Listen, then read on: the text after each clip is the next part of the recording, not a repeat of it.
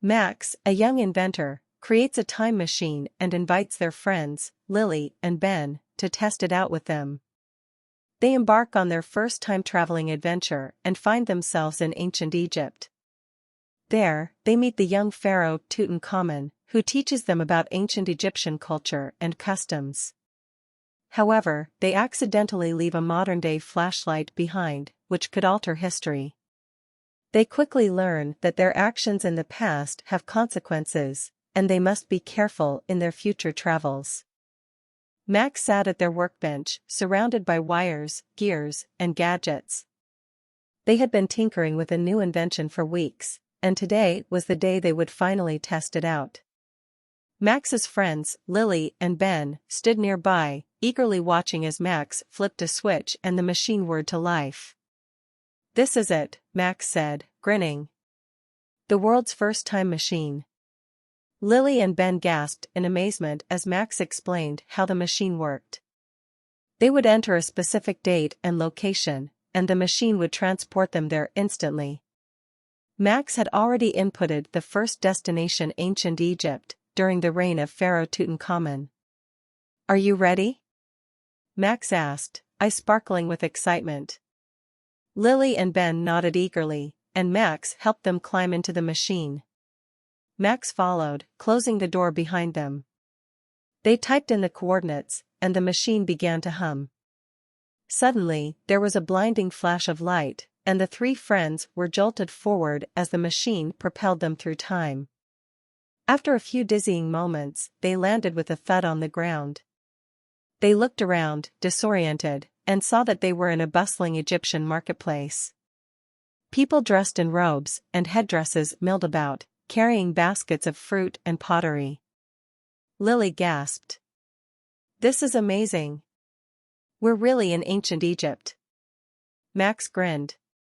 "Told you it would work." But before they could explore further, they heard a commotion nearby. They turned and saw a group of soldiers chasing after a young boy, who was running as fast as he could. "We have to help him," Ben exclaimed, and the three friends took off after the boy, dodging through the crowds. As they ran, they noticed that they were drawing a lot of attention.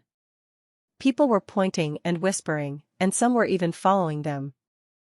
They realized that they must look very out of place in their modern clothes. Finally, they caught up to the boy, who had tripped and fallen. The soldiers were closing in, their swords drawn. "What do we do?" Lily whispered, fear in her voice. Max thought quickly. "Grab the boy and hold on to me." They did as he said, and Max hit a button on the time machine. There was another blinding flash of light, and the three friends and the boy were sucked into the machine, just as the soldiers were about to capture them. When they landed, they found themselves back in Max's lab. The boy looked around, wide-eyed, and then turned to them. "Who are you?" he asked, his voice shaking.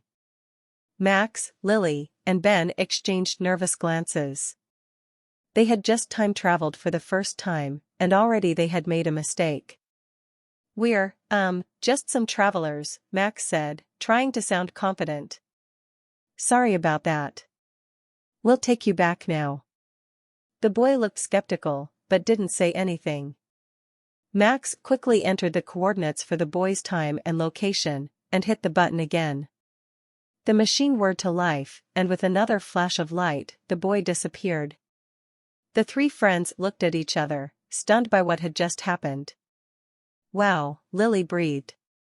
"That was incredible. But we have to be more careful." Max nodded, determination in their eyes. "Absolutely. But that won't stop us from having more adventures." And with that, they set about planning their next time-traveling destination.